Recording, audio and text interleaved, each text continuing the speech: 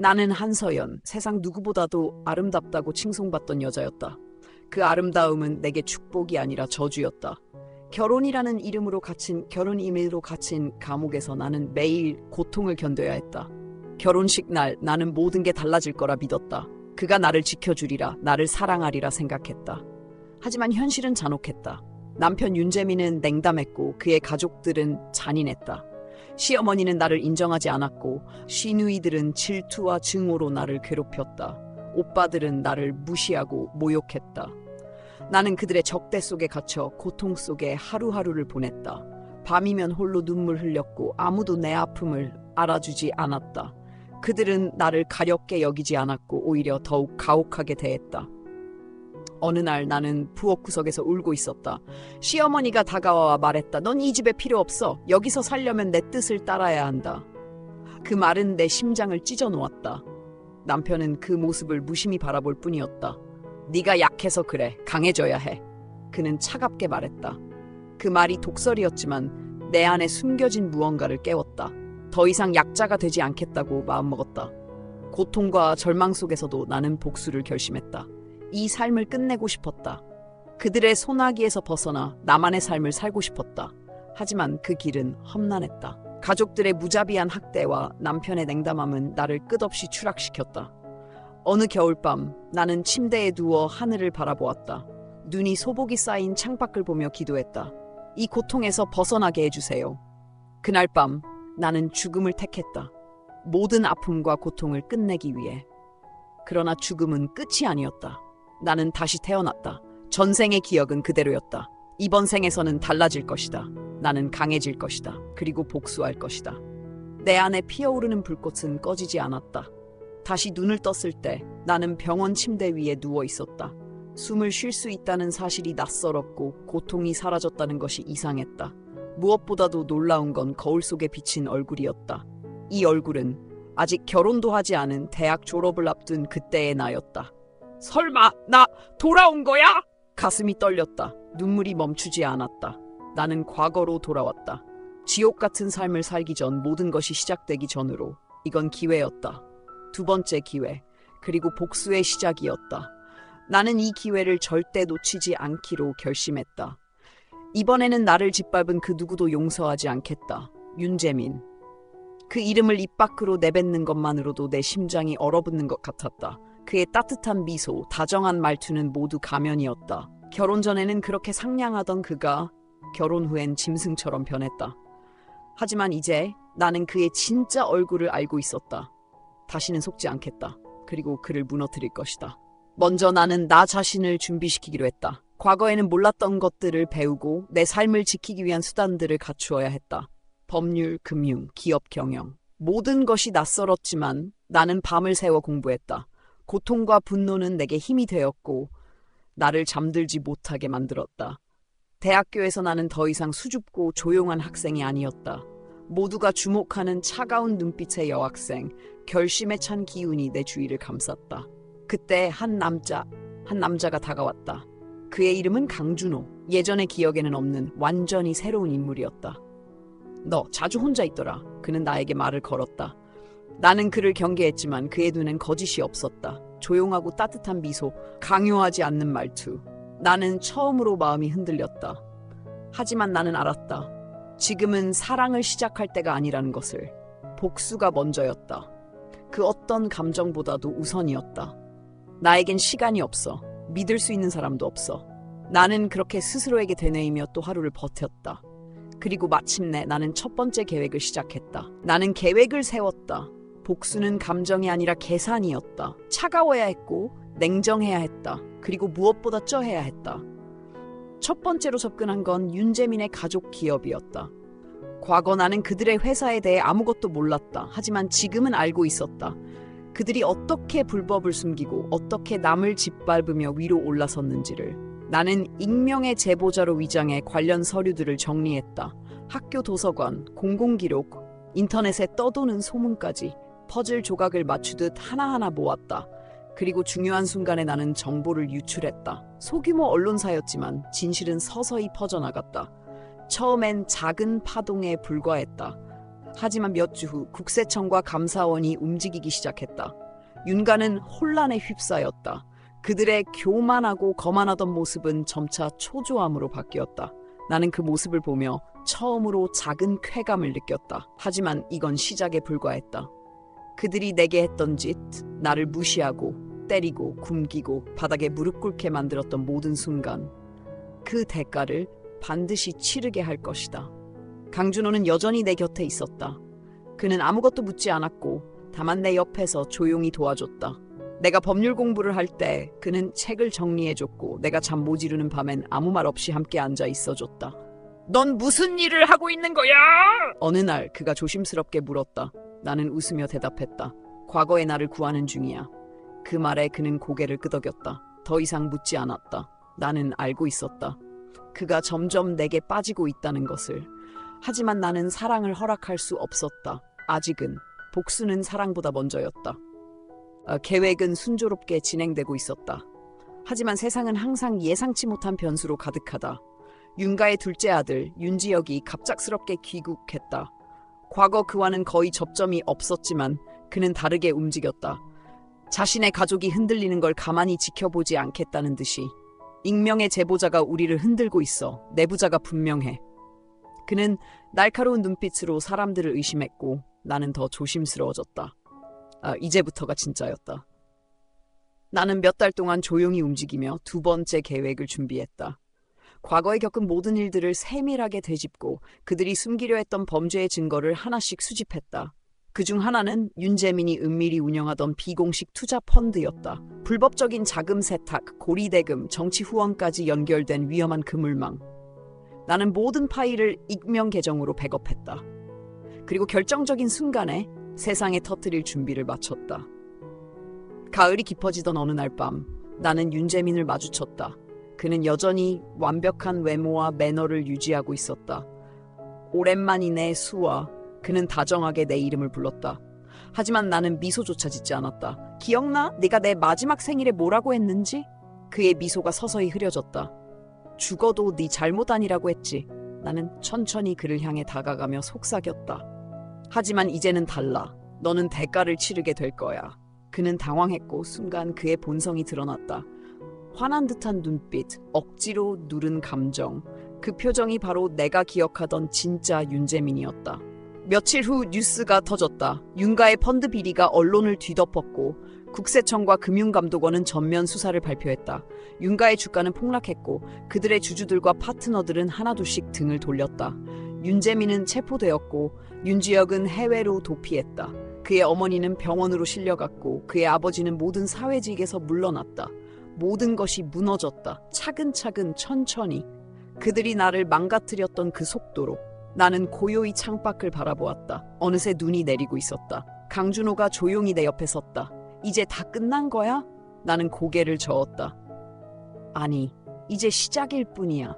그날 밤 나는 처음으로 꿈을 꾸지 않았다. 그리고 처음으로 깊은 잠에 들 수 있었다. 긴 어둠의 끝에서 나는 스스로를 다시 찾아갔다. 새벽이 되자 나는 또다시 깨어났다. 습관처럼 악몽에서. 지옥 같은 그 집, 그 방, 그 순간이 또다시 나를 덮쳐왔다. 윤재민이 내 머리채를 잡아 벽에 밀치던 그 밤, 그의 어머니가 아무렇지도 않게 그 모습을 지켜보던 표정. 나는 그때 죽었다. 몸도 마음도. 하지만 이상하게도 복수를 완수한 지금도 그 기억은 사라지지 않았다. 오히려 더 선명해졌다. 강준호는 조용히 내 곁을 지키고 있었다. 그는 항상 그랬다. 묻지 않고 강요하지 않고 그저 곁에 있어주는 사람. 악몽이었어? 그의 목소리는 낮고 따뜻했다. 나는 고개를 끄덕였다. 괜찮아. 이제 깨어났잖아. 그는 이불을 덮어주며 말했다. 하지만 나는 알고 있었다. 그건 끝난 게 아니라 계속되는 전쟁이었다. 나는 일상으로 돌아가려 했다. 총괄 대표로서의 일, 계약, 미팅, 투자. 내가 만든 제국은 점점 커져갔고 사람들은 날 존경하며 두려워했다. 하지만 나 자신은 나를 이해하지 못했다. 복수는 나를 만족시켜주지 않았다. 쾌감은 순간이었고 그 후엔 공허함이 남았다. 나는 거울을 보았다. 강한 여자가 서 있었다. 하지만 그 속엔 아직도 울고 있는 어린 소녀가 있었다. 살려달라고, 나 좀 봐달라고 애원하는 아이가. 나는 그 아이를 무시했다. 약해지면 안 되니까. 며칠 후 나는 뜻밖의 소식을 들었다. 윤재민이 구치소에서 자살을 시도했다는 것. 의식은 회복했지만 정신 상태가 불안정하다는 소문이었다. 기자들은 연일 그의 병원 앞에서 진을 쳤고 그의 가족들은 더 이상 언론 앞에 서지 않았다. 그 소식을 들은 순간 내 안에서 뭔가가 무너져 내렸다. 그는 죽으면 안 된다. 그는 살아서 모든 걸 잃은 채로 살아가야만 한다. 나는 다시 움직이기 시작했다. 그의 마지막 숨통까지 조이기 위해. 이건 끝이 아니라 또 다른 시작이었다. 나는 조용히 병원으로 향했다. 아무도 모르게 아무에게도 들키지 않도록. 윤재민이 입원한 병원은 외곽에 위치한 사설 정신병원이었다. 그곳은 권력자들이 가족의 스캔들을 은폐하기 위해 종종 이용하는 곳. 나도 과거 그 집안에서 그 병원의 존재를 들은 적 있었다.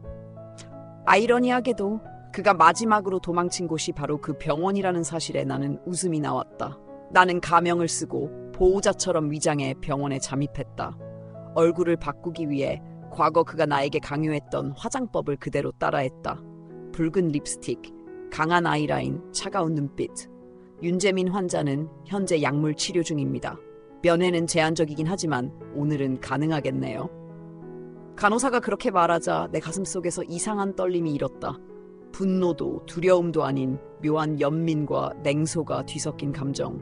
나는 그가 있는 병실 문 앞에 섰다. 그는 창밖을 멍하니 바라보고 있었다. 아무 말도 하지 않았다. 오랜만이네 오빠. 나는 그의 옆에 앉아 천천히 말했다. 그의 눈이 흔들렸다. 하지만 곧 다시 무표정한 얼굴로 돌아갔다. 너 죽은 줄 알았는데? 그의 목소리는 쉰 듯했고 눈빛은 텅 비어 있었다. 나는 그 말에 미소 지었다. 죽었었지. 오빠가 그렇게 만들었잖아. 그의 손이 떨리기 시작했다. 난 그럴 의도가 아니었어. 그땐 나도. 그땐 변명하려고? 나는 그의 눈을 똑바로 바라봤다. 오빠는 날 사랑한 적 없어. 단지 소유하고 싶었던 거야. 그는 더 이상 아무 말도 하지 않았다. 나는 천천히 자리에서 일어나 그에게 속삭였다. 이제 시작일 뿐이야. 오빠가 잃은 건 아직 일부에 불과해. 병원을 나오는 길, 하늘은 회색빛이었다. 비가 내리려는 듯 공기는 무거웠고 나의 심장도 그 무게를 따라가는 듯했다. 강준호가 차에서 내게 우산을 들고 다가왔다. 생각보다 오래 걸렸네. 그는 조용히 말했다. 나는 말없이 그의 우산 아래로 들어갔다. 그 사람 어땠어? 나는 한참을 망설이다 대답했다. 벌 받는 중이야. 하지만 충분하진 않아. 그는 고개를 끄덕였다. 그리고 아무 말도 하지 않았다. 그 침묵이 오히려 나를 편하게 만들었다. 가끔은 말보다 더 큰 위로가 되는 침묵이 있다. 며칠 후 나는 또 다른 작전을 실행에 옮겼다. 윤가의 비자금 계좌를 추적하던 중 해외에 숨겨진 땅과 건물 그리고 수상한 거래 내역을 발견했다. 나는 그 정보를 정리해 특정 기자에게 익명으로 전달했다. 그 기자는 과거 나와 함께 일했던 정의감이 강한 인물이었다. 보도는 폭발적이었다. 언론은 또다시 윤가를 공격했고 그들의 변호사는 더 이상 방어하지 못했다. 검찰은 강제 수사를 시작했고 윤가의 회장은 구속 수감되었다. 그 소식을 들은 날 밤 나는 혼자 와인을 마시며 조용히 눈물을 흘렸다. 복수는 달콤하지만 그 끝에는 늘 허무가 남는다. 하지만 나는 멈추지 않을 것이다. 왜냐하면 아직 남은 이들이 많기 때문이다. 다음 타깃은 윤재민의 여동생 윤서연이었다. 그녀는 나를 무식한 시골년이라 부르던 사람. 나를 개모니, 노예니 하며 웃음을 흘리던 그 표정이 아직도 선명했다. 하지만 지금의 나는 더 이상 그들에게 짓밟히는 존재가 아니다. 나는 그녀가 운영하는 뷰티 브랜드의 회계 자료를 확보했다. 표면적으로는 성공적인 여성 CEO처럼 보이지만 실제로는 회사 돈을 유용해 사치품과 사적인 여행에 사용하고 있었다. 나는 그 자료를 정리해 국세청에 익명으로 제보했다. 며칠 후 그녀는 조사를 받기 시작했고 SNS에서는 광고 계약이 줄줄이 취소되었다. 후원 브랜드들도 하나둘 손절을 선언했고 그녀의 이미지와 커리어는 순식간에 붕괴되었다. TV에서는 눈물 흘리는 그녀의 기자회견이 나왔고 모든 건 오해이며 진실은 곧 밝혀질 것이다 라는 말도 안 되는 변명을 늘어놓았다. 나는 TV를 보며 조용히 커피를 마셨다. 쓴맛이 혀끝을 맴돌았다. 하지만 속은 달았다. 이제 그만하면 되지 않아? 강준호는 어느 날 조용히 물었다. 나는 그에게 고개를 저었다. 아직이야. 그들은 내 삶을 부숴놨어. 난 이제야 조각을 다시 맞추고 있는 거야. 그는 더 이상 말하지 않았다. 하지만 그의 눈빛은 걱정으로 가득했다. 너 자신은 괜찮아? 그 한마디가 내 마음을 흔들었다. 모르겠어. 가끔은 내가 아닌 것 같아. 다른 사람의 삶을 대신 살아가는 기분이야. 그는 내 손을 잡았다. 넌 그대로야. 상처받았고 버려졌고 다시 일어난 너. 그게 진짜 너야. 나는 잠시 침묵했다. 그 말이 마음 깊은 곳을 파고들었다. 나는 복수만이 전부인 줄 알았다. 하지만 내 안에는 아직도 따뜻함을 느끼고 싶은, 사랑을 원하는 나도 있었다. 그날 밤 나는 강준호에게 처음으로 내 진심을 말했다. 그가 없었다면 나는 이미 무너졌을 거라고. 그는 조용히 나를 안았다. 긴 밤 우리는 아무 말 없이 서로의 체온만 느꼈다. 그 순간만큼은 복수도 과거도 모두 잊을 수 있을 것 같았다. 하지만 아침은 다시 찾아왔다. 그리고 나는 다시 싸움터로 나섰다. 윤가의 마지막 피스, 바로 그들의 비공식 정치 자금이었다. 나는 그 정보를 잡기 위해 과거 윤 회장이 자주 드나들던 로펌의 전직 비서를 찾아갔다. 그녀는 이미 회사에서 잘려 조용히 지방에서 살고 있었다. 내가 말하면 나도 위험해질 수 있어요. 그녀는 처음에 두려워했다. 나는 조용히 그녀의 손을 잡았다. 당신만 도와준다면 당신의 삶은 내가 책임질게요. 며칠 뒤 그녀는 나에게 USB를 하나 건넸다. 그 안에는 윤 회장이 정치인들과 주고받은 이메일, 금액 기록, 뇌물 리스트가 정리되어 있었다. 나는 그 파일을 특검팀에 전달했다. 그리고 그날 밤 나는 처음으로 내가 정말 끝을 향해 가고 있다는 걸 느꼈다.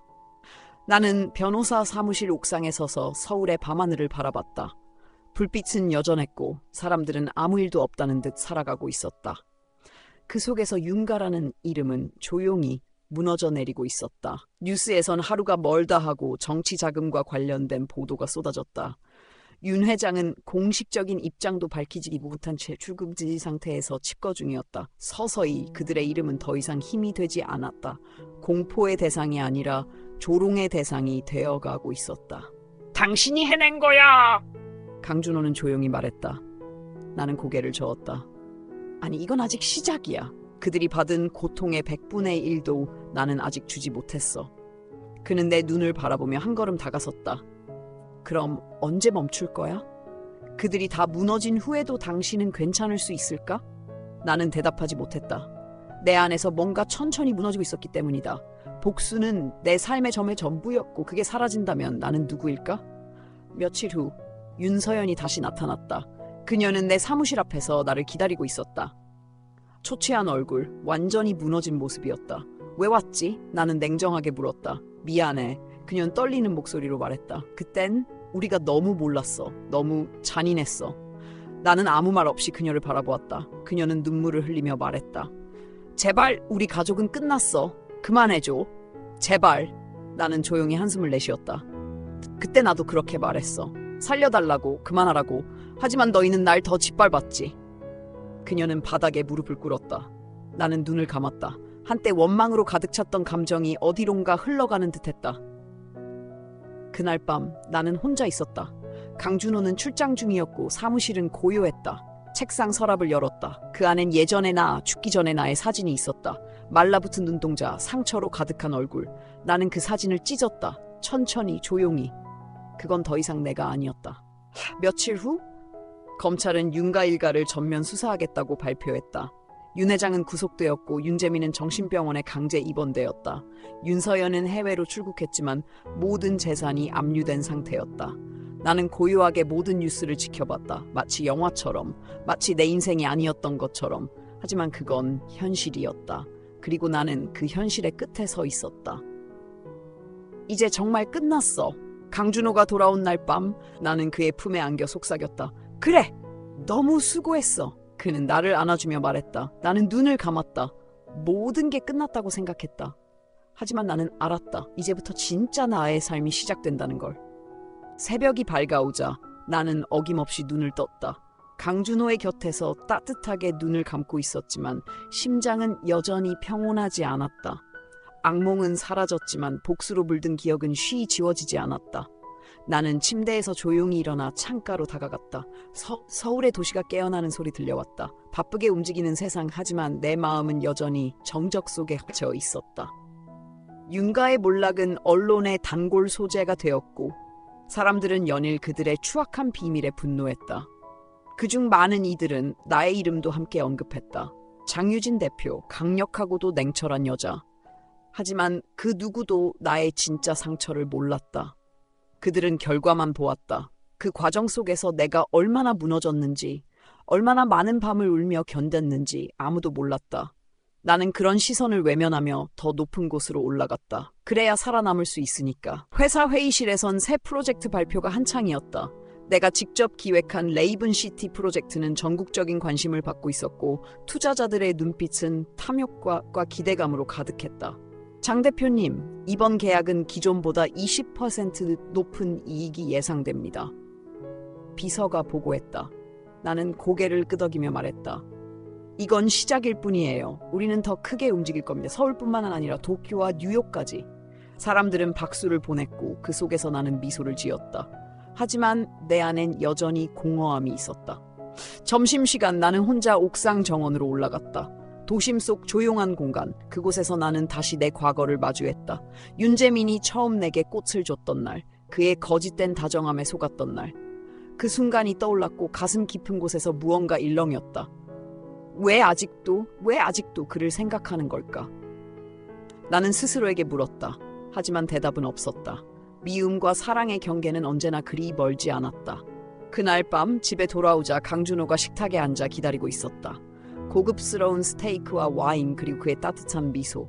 오늘 힘들었지? 그는 내게 물으며 내 손을 잡았다. 나는 고개를 끄덕였다. 조금, 아니, 많이. 그는 아무 말 없이 나를 안았다. 그 품 안에서 나는 처음으로 안정이라는 걸 느꼈다.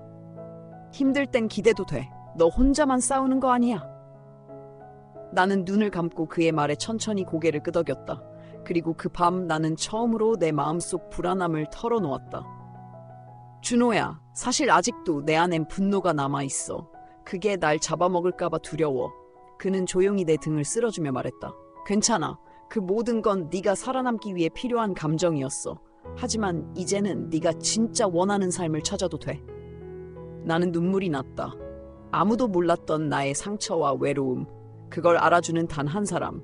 그는 나의 두 번째 기회였고 내가 스스로 구원받기 위해 선택한 유일한 길이었다.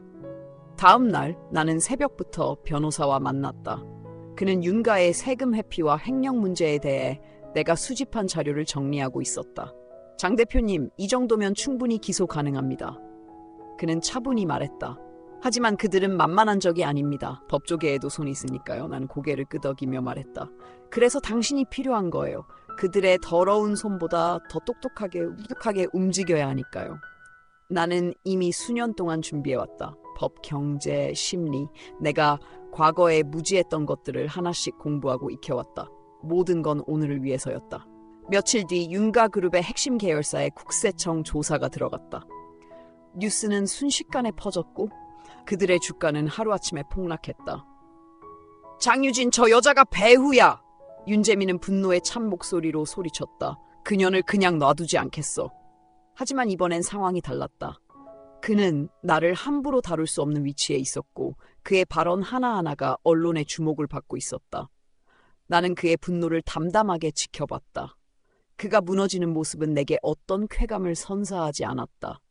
그저 당연한 결과일 뿐이었다. 그날 밤 난 혼자 사무실에 남아 예전 일기장을 펼쳤다. 오늘도 어머니는 내 머리채를 잡아당겼다. 남편은 나를 창문 밖으로 밀쳐버릴 뻔했다. 죽고 싶다. 정말 죽고 싶다. 그때의 나는 너무 약했고 너무 순진했다. 세상이 나를 지켜줄 거라 믿었고 사랑이 모든 걸 이긴다고 믿었다. 하지만 지금의 나는 세상도 사랑도 내 편이 아니라는 걸 안다. 그래서 내가 나를 지켜야 했다. 그리고 내가 당한 고통은 반드시 돌려줘야 했다. 며칠 후 나는 그녀를 만났다. 윤재민의 옛 연인이자 내가 결혼 후에도 남편 몰래 만났던 여인. 그녀는 한때 내게 조롱 섞인 시선을 보내던 여자였다. 하지만 지금은 달랐다. 그녀는 불안한 눈빛으로 나를 바라보며 말했다. 날 도와줄 수 있을까? 나는 조용히 물었다. 왜 내가 널 도와야 하지? 그녀는 고개를 숙이며 속삭였다. 그들이 나를 버렸어. 그리고 나도 네가 말했던 걸 믿게 됐어. 나는 잠시 침묵하다가 입을 열었다. 도와줄게. 하지만 조건이 있어. 그녀는 고개를 들었고 나는 차갑게 말했다. 넌 윤가의 내부 정보를 내게 모두 넘겨. 밤늦게 집에 돌아오자 준호는 피곤한 표정으로 나를 기다리고 있었다. 그는 무언가 할 말이 있는 듯했지만 끝내 말하지 않았다. 무슨 일이야? 내가 조심스레 물었다. 그는 잠시 망설이다가 대답했다. 네가 너무 멀어지는 것 같아서 요즘 널 잘 모르겠어. 그 말에 나는 가슴 한 켠이 저릿해졌다. 그는 내게 따뜻한 세상이었고 내가 유일하게 기댈 수 있는 사람이었지만 내 복수는 그조차도 밀어낼 만큼 집요했다. 미안해. 지금은 그냥 시간이 필요해. 그 말밖에 할 수 없었다. 밤, 나는 혼자 방 안에서 내 얼굴을 거울로 바라봤다. 처음 보는 눈빛이었다. 강하고 차가우며 때론 공허한. 이게 내가 원하는 내가 될까? 나는 내 안에 나에게 물었다. 하지만 그 누구도 답해주지 않았다. 며칠이 지나고 나는 그녀를 통해 얻은 윤가 내부 자료를 바탕으로 검찰과의 협력을 시작했다. 이건 단순한 기업 비리가 아닙니다. 검사는 서류를 넘기며 말했다. 여러 계열사에서 조직적인 횡령과 세탁 흔적이 보입니다. 나는 고개를 끄덕였다. 윤가가 쌓아온 부는 피와 눈물 위에 세워진 겁니다. 이제 무너져야 할 때죠. 하지만 그 과정에서 예상하지 못한 일이 벌어졌다. 그녀가 사라진 것이다. 그 자료를 넘긴 후 어느 날 갑자기 연락이 두절되었다. 그들이 눈치챘나 봐요? 변호사가 말했다. 당신이 위험해질 수 있습니다. 나는 침착하게 말했다. 괜찮아요. 난 준비돼 있어요. 그 말이 끝나기 무섭게 내 차에 누군가 돌을 던졌고 집 앞에 죽은 새가 걸려 있었다. 익숙한 방식이었다. 예전 그 집에서 시어머니가 자주 했던 경고 방식. 이번에도 그녀의 지칠 가능성이 높았다. 나는 기자를 만났다. 오래전부터 내게 호의적이던 정의감 넘치는 여성 기자였다. 당신이 이걸 정말 세상에 공개하고 싶다면 내가 도와줄게요. 그녀는 말했다. 나는 조용히 고개를 끄덕였다. 하지만 언론전은 시작에 불과해요. 그들에겐 아직도 힘있는 인맥과 돈이 남아있어요. 기자는 웃으며 말했다. 그래서 우리가 이기는 거예요. 진실엔 항상 무게가 있으니까. 며칠 뒤 윤가의 비자금 계좌가 공개되었고 그들은 부인했지만 증거는 명확했다. 나는 회의실에서 기자회견을 열었고 전국의 카메라가 내 앞에 놓였다. 나는 차분하게 말했다. 저는 윤가의 며느리였고 그 집에서 인간 이하의 취급을 받으며 살았습니다. 오늘 저는 피해자가 아닌 증인으로 이 자리에 섰습니다. 카메라 플래시가 연달아 터졌다. 기자들의 질문이 쏟아졌고 나는 흔들림 없이 답했다. 이제 나는 더 이상 피해자가 아니었다. 나는 싸우는 자였고 이기는 자가 되기 위해 스스로 지옥을 건너는 중이었다. 그날 밤 나는 준호의 품에 안겨 울었다. 그는 아무 말 없이 나를 안아줬고 그 품 안에서 나는 비로소 숨을 쉴 수 있었다. 괜찮아, 유진아. 넌 혼자가 아니야. 그의 말에 나는 처음으로 약해질 수 있었다. 그러나 나는 알았다. 잠시뿐이라는 걸. 복수는 아직 끝나지 않았다. 그들에게 진정한 절망이란 지켜야 할 걸 모두 잃는 것이기 때문이다. 그리고 나는 그 마지막 것을 노리고 있었다. 나는 윤가의 마지막 아킬레스건을 향해 움직였다. 그것은 바로 외부 파트너와의 검은 거래였다. 그들에겐 불법 하청을 통해 세탁된 자금과 정계 로비를 위한 은밀한 장부가 존재했다. 그 장부를 손에 넣기 위해 나는 또 다른 사람을 찾아갔다. 그는 윤 회장의 오래된 친구이자 그들의 사업을 그림자처럼 도왔던 검은 중개인이었다. 당신, 날 기억하나요? 그는 조용히 나를 바라보다가 천천히 고개를 끄덕였다. 예전엔 아무 말 못했어요. 하지만 이제는 나도 이 지옥에서 벗어나고 싶어요. 그는 나에게 USB 하나를 건넸고 그 안엔 윤가의 치부가 적나라하게 담겨 있었다. 나는 다시 검찰과 접촉했고 그들의 공범자 명단이 차례차례 체포되었다. 그 와중에 윤재민은 점점 더 미쳐갔다. 자신의 계좌가 동결되고 모든 사업 파트너가 등을 돌리자 그는 날 찾아와 울부짖었다. 너 하나 때문에 다 망가졌어. 왜 이렇게까지 했어? 나는 조용히 그를 바라봤다.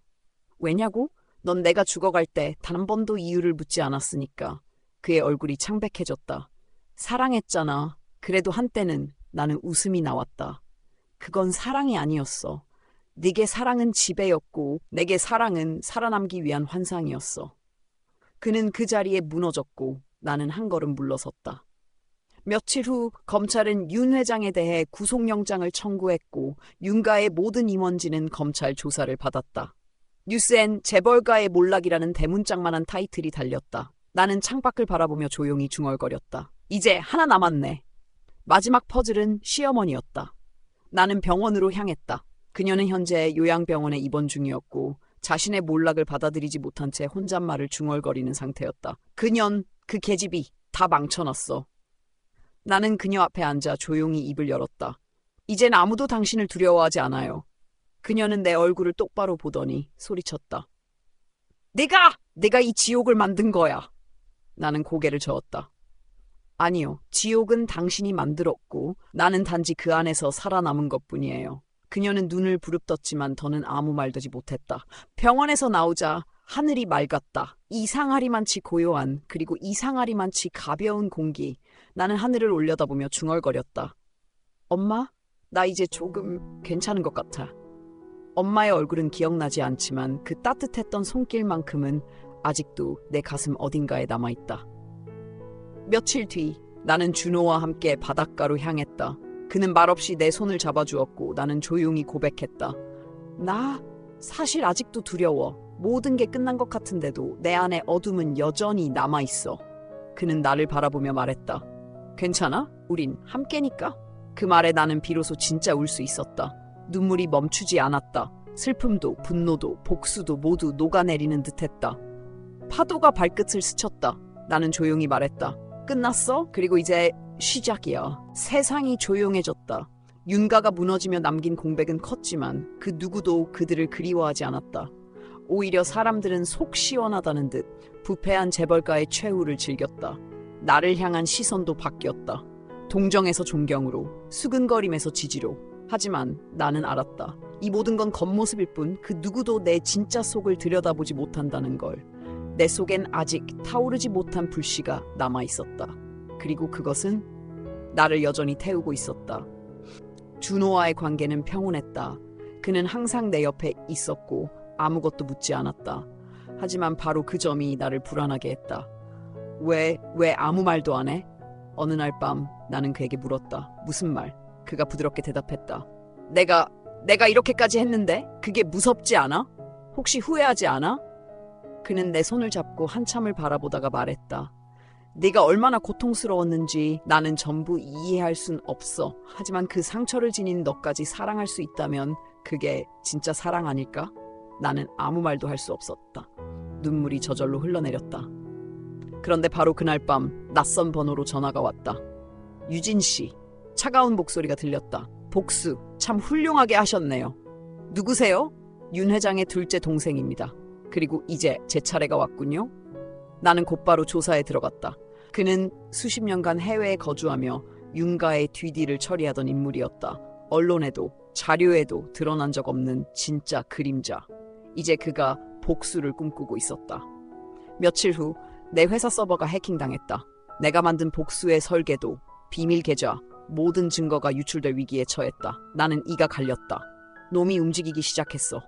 나는 변호사, 보안 전문가, 전 언론 네트워크까지 총동원에 대응했다. 하지만 그때 한 통의 사진이 내게 도착했다. 엄마의 무덤이었다.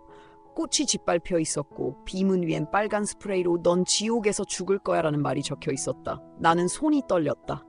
숨이 막혀왔다. 괜찮아. 준호가 달래려 했지만 나는 무너져 내렸다. 왜 다시 시작된 거야? 왜 이렇게 끝나지 않아? 그는 나를 안고 말했다. 왜냐하면 넌 너무 많은 걸 건드렸으니까. 하지만 그 누구도 널 함부로 다치게 하지 못해. 그날 밤 나는 무덤 앞에 홀로 섰다. 엄마, 내가 또 괴물이 되어야 해? 바람이 스쳤고 나는 결심했다. 좋아. 이번엔 나 혼자 지옥 끝까지 가줄게. 다시 복수의 칼날을 갈아야 했다. 이번엔 훨씬 조용하고 훨씬 깊숙하게. 윤 회장의 동생 윤종길. 그는 내가 상대했던 인물들 중 가장 교활하고 잔혹했다. 그는 사람을 직접 해치지 않았다. 하지만 언제나 칼자루는 그의 손에 있었고 피는 남의 손에 묻혔다. 그가 조종한 해커, 언론, 정치인들까지 이미 나를 향해 움직이고 있었다. 나는 다시 예전의 나로 돌아갔다. 아니 어쩌면 더 냉정한 모습이었다. 이젠 나 혼자가 아니었기에 더 많은 것을 지켜야 했다. 준호를, 내 회사를, 내 이름을, 그 어떤 공격도 허용할 수 없었다. 내가 먼저 움직였다. 윤종길이 사용하는 위장 회사들을 추적했고 그들의 자금 흐름을 파고들었다. 스위스에 숨겨진 계좌, 동남아시아의 페이퍼 컴퍼니, 가짜 신원으로 운용된 투자 펀드, 하나하나 추적하며 그의 약점을 찾아나갔다. 그 와중에 한 여자가 내게 접근했다. 저는 그 사람의 조카입니다. 그녀는 조심스럽게 말을 이었다. 삼촌은 저희 가족을 도구로만 봐요. 언제든 버릴 수 있는 존재로요. 나는 그녀를 똑바로 바라봤다. 그 눈동자엔 오래된 상처가 담겨 있었다. 저도 도와드릴게요. 우리는 함께 움직이기 시작했다. 그녀는 내부 정보를 제공했고 나는 그걸 증거로 바꿨다. 그렇게 또 한 명의 동맹이 생겼다. 하지만 윤종길도 가만히 있지 않았다. 그는 준호의 회사를 타겟으로 삼았다. 그의 거래처에 악성 루머를 흘렸고 협력사에 압박을 넣어 계약을 파기하게 만들었다. 준호는 아무 말 없이 그걸 감내했지만 나는 견딜 수 없었다. 왜 말을 안 해? 왜 날 믿지 않아? 그는 한참 침묵하다 말했다. 네가 더 상처받을까 봐. 그 말에 나는 더 이상 참을 수 없었다. 그를 껴안고 울었다. 이번엔 나 혼자만 싸우는 거 아니야. 우린 함께야, 준호야. 다음 날 윤종길의 비밀 미팅이 있다는 정보를 입수했다. 그가 해외 파트너와 새로운 자금 세탁 구조를 짜고 있다는 것.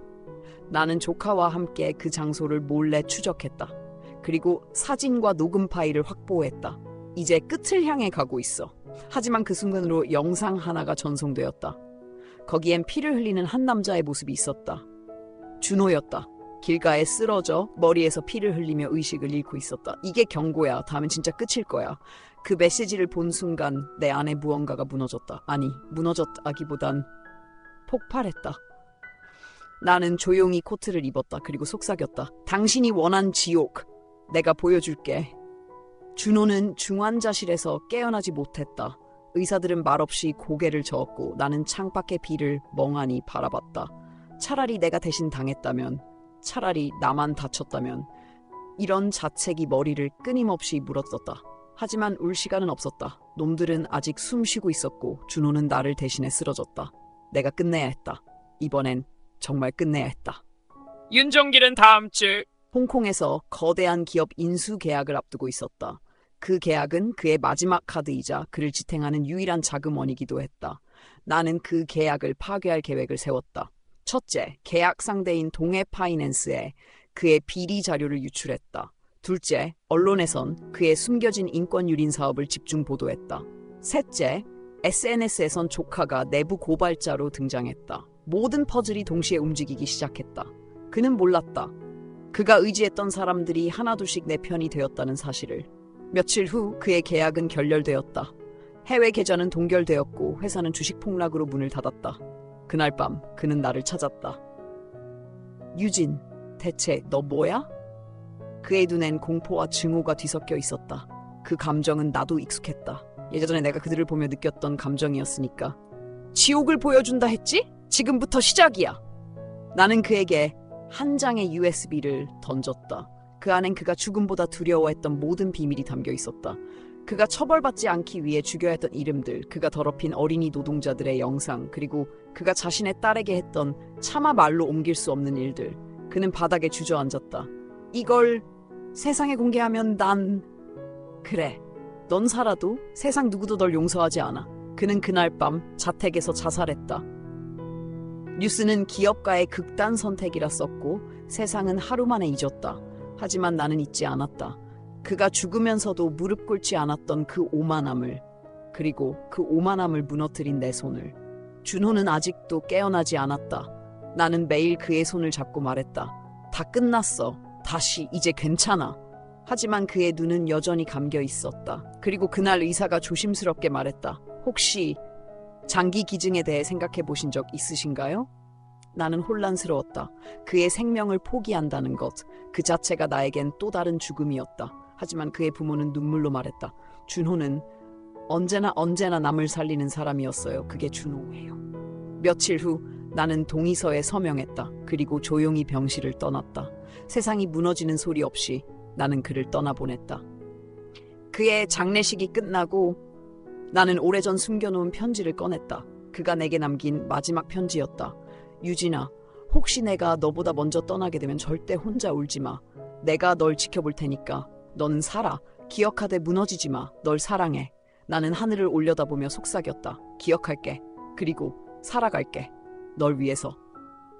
준호가 없는 세상은 예상보다 더 조용했다.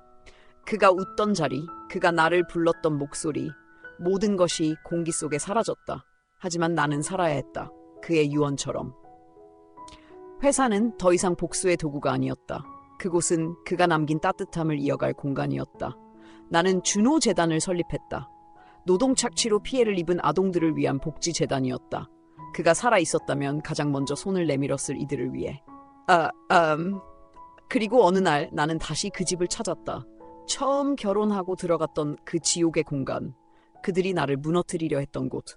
그 집은 이미 경매에 넘어가 낡고 버려져 있었다. 나는 조용히 문을 열고 들어갔다. 먼지 쌓인 거실, 깨진 유리창, 쥐소리가 들리는 부엌. 그 안에 나는 예전의 나를 보았다. 피투성이가 되어 울고 있던 나, 그럼에도 끝내 무릎 꿇지 않았던 나. 이젠 끝났어. 나는 불을 붙였다. 오래된 벽지와 천장은 쉽게 불길에 삼켜졌다. 그 집이 무너져 내리는 걸 보며 나는 마침내 숨을 깊이 들이마셨다. 며칠 뒤 나는 조용히 바다를 보러 갔다. 그곳은 준호가 생전에 같이 여행 가자고 했던 장소였다. 나는 그가 남긴 마지막 영상 편지들을 꺼냈다. 이 바다를 보면 너는 또 혼자 울겠지. 하지만 기억해. 넌 울기 위해 태어난 사람이 아니야. 넌 피어나기 위해, 이 지옥에서 다시 일어나기 위해 태어난 사람이야. 나는 눈을 감고 그 말을 마음에 새겼다. 그리고 조용히 속삭였다. 준호야, 너의 사랑은 나를 살게 했고 너의 죽음은 나를 멈추게 했지만 다시 시작할게. 다시 피어날게. 검은 꽃이 피었다. 상처 속에서, 절망 속에서 죽음을 딛고 피어난 그 꽃은 더 이상 흔들리지 않았다. 이젠 내가 다른 이들의 어둠 속에 작은 불빛이 될 차례였다. 그리고 그 불빛 속에서 나는 다시 너를 만날 수 있기를 바랐다. 준호가 떠난 뒤 나는 오랜 시간 아무 말도 하지 않았다.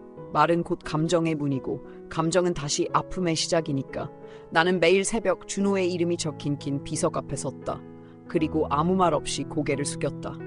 어느 날 비석 앞에서 낯선 여인을 마주쳤다. 그녀는 마치 나처럼 슬픔을 숨기고 있었다. 혹시 유진 씨죠? 나는 놀라 눈을 들었다. 그녀는 자신을 유나라고 소개했다. 준호의 의대 시절 친구였다고 했다. 그녀는 나를 바라보며 조심스럽게 말했다. 준호가 당신을 많이 사랑했어요. 그 사람이 말할 때마다 눈빛이 반짝였어요. 아마 죽을 때까지도. 그 말에 나는 끝내 울음을 참지 못했다. 그날 밤 나는 처음으로 준호의 음성 메모를 다시 들었다. 유진아, 살다 보면 사람들을 오해할 거야. 널 미워할 수도 있고 넌 또 상처받을 수도 있어. 하지만 넌 절대 너 자신을 잃지 마. 그 목소리는 나를 되살리는 주문 같았다. 나는 다시 돌아서서 거울을 봤다. 거울 속에 나는 더 이상 약하지 않았다. 상처투성이었지만 그만큼 단단해져 있었다. 며칠 뒤 나는 옛날 친구 은비를 찾았다. 그녀는 지금 한 유망한 출판사의 대표였다. 유진? 정말 너야? 그래, 오랜만이지.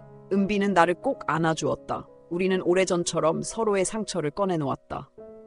그리고 그 자리에서 나는 새로운 결심을 말했다. 나 책을 쓰고 싶어. 처음엔 은비도 놀랐다. 하지만 내 이야기를 들은 후 그녀는 조용히 고개를 끄덕였다. 그래, 세상은 이 이야기를 들어야 해. 그렇게 나는 내 인생을 글로 남기기 시작했다.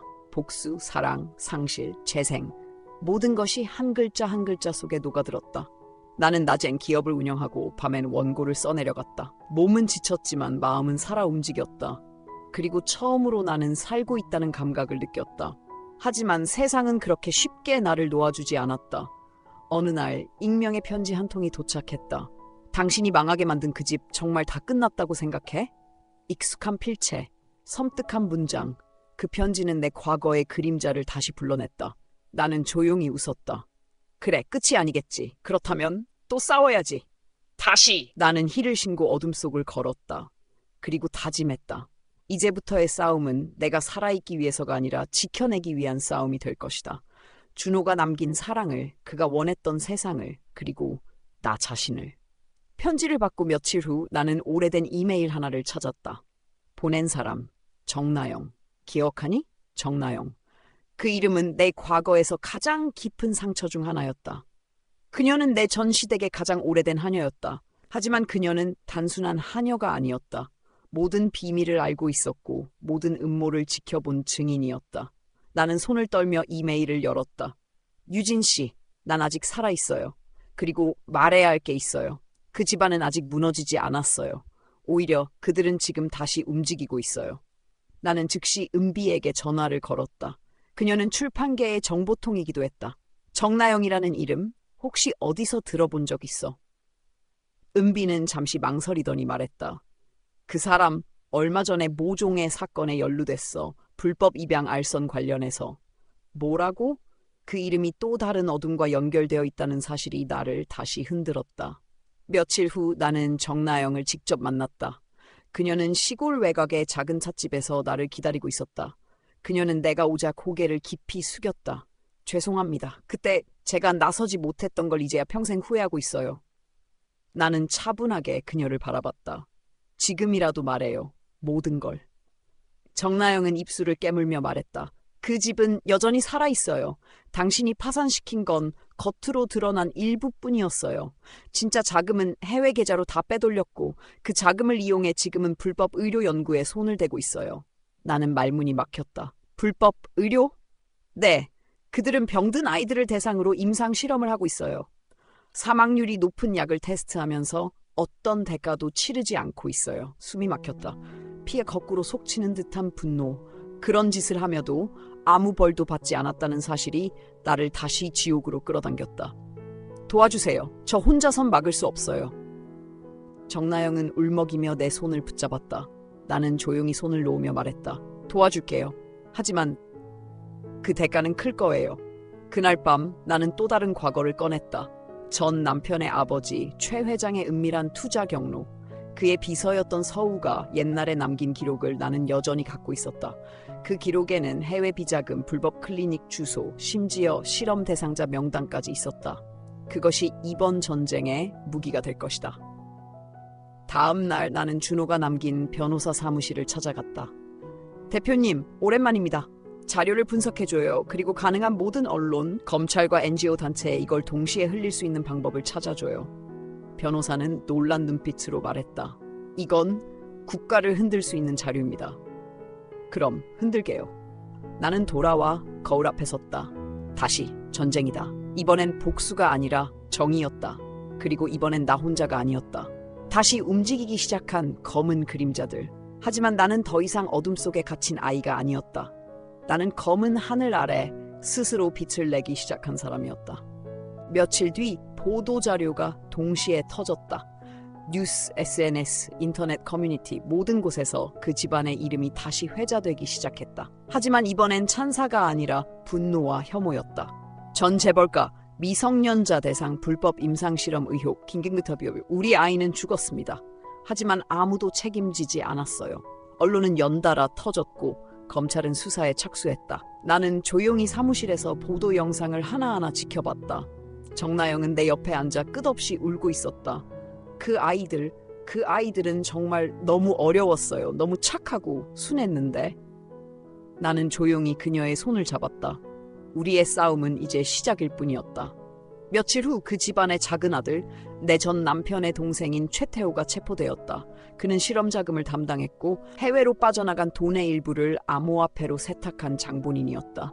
뉴스에선 그의 체포 영상을 반복 재생했다. 나는 조용히 창밖을 바라보며 작게 중얼거렸다. 시작됐어. 하지만 최 회장은 쉽게 무너지지 않았다. 그는 로펌 3곳을 동시에 고용했고 언론 플레이와 내부 압박을 병행했다.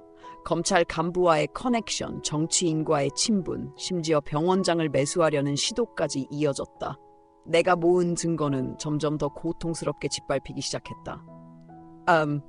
그날 밤 은비가 내 집으로 찾아왔다. 그녀는 말없이 신문 한 장을 내밀었다. 검찰 고위 간부 자살, 자필 유서엔 압박이 너무 컸다라는 말만 남겨. 나는 신문을 보며 차가운 숨을 토했다.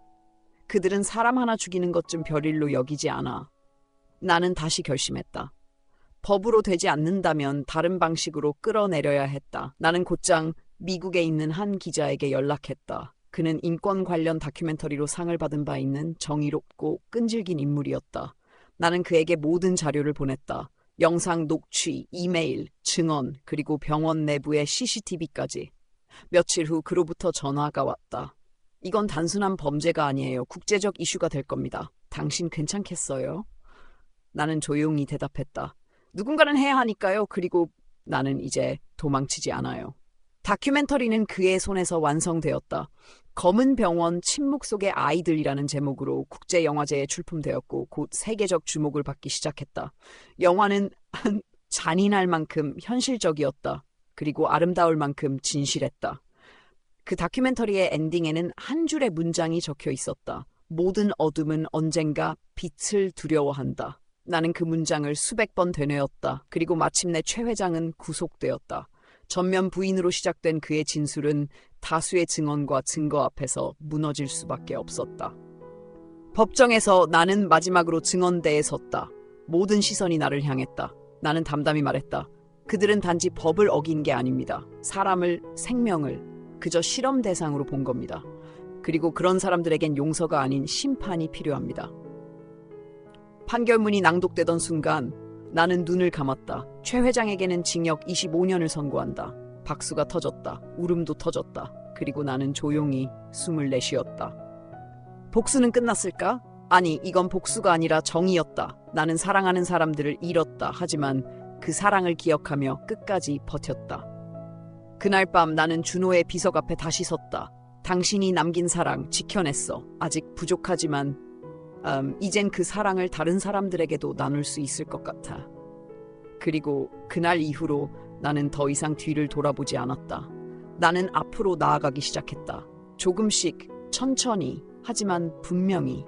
며칠이 흘렀다. 세상은 여전히 바쁘게 돌아갔고 사람들은 또 다른 이슈에 빠져들었다. 하지만 나에게는 그 모든 순간이 너무 조용하고 너무 선명했다. 나는 아침이면 커피를 내리고 라디오를 틀었다. 뉴스 앵커의 목소리는 더 이상 날 아프게 하지 않았다. 그들은 이제 나를 용기 있는 내부 고발자라 불렀고 나의 싸움을 작은 승리라 말했다. 하지만 나는 아직도 가끔 그날의 어둠을 떠올렸다. 밤이 되면 나는 아직도 꿈을 꿨다. 피범벅이 된 병실, 누군가의 울음, 그리고 그의 마지막 미소. 준호의 얼굴은 시간이 지나도 희미해지지 않았다. 나는 혼잣말처럼 중얼거렸다. 당신 없이 여기까지 오다니? 참 이상하지? 어느 날 정나영이 내게 전화를 걸었다. 너 잘 지내? 그냥 목소리 듣고 싶었어. 나는 웃으며 대답했다. 나도 요즘은 좀 살 것 같아. 그녀는 말없이 울었다. 그리고 그 울음은 내 마음도 흔들었다. 그날 나는 거울 앞에 섰다. 거울 속 나를 바라보며 처음으로 진심으로 말했다. 고생했어. 이제 너 자신을 좀 사랑해도 돼. 며칠 후 나는 한 봉투를 받았다. 내용은 이렇게 시작되었다. 최지윤님, 귀하는 인권 관련 국제포럼의 연사로 초대되었습니다. 나는 봉투를 접으며 작게 웃었다. 이제는 내 이야기를 누군가에게 들려줄 수 있다는 사실이 낯설지만 기뻤다. 공항에 도착하자 조금 긴장됐다. 하지만 비행기 창밖으로 펼쳐진 구름을 보며 나는 다시 다짐했다. 당신이 지켜준 삶, 이제는 내가 의미 있게 살아갈게. 비행기 안, 옆자리에는 나와 비슷한 또래의 여성이 앉아 있었다. 그녀는 나를 바라보다 조심스럽게 물었다. 혹시 뉴스에 나오신 분 맞죠? 나는 고개를 끄덕였다. 그녀는 눈을 반짝이며 말했다. 정말 감사해요. 당신 덕분에 저도 용기를 낼 수 있었어요. 나는 잠시 말을 잃었다. 그리고 웃었다. 비행기는 구름을 가르며 천천히 나아갔다. 이제는 과거가 나를 붙잡지 않았다. 나는 자유로웠다. 처음으로 진짜 나로 살 수 있는 순간이 도착하고 있었다. 그리고 나는 알았다. 복수는 끝이 아니었다. 그건 시작이었다. 상처로 가득 찬 내 삶을 다시 쓰기 위한 아주 긴, 그러나 의미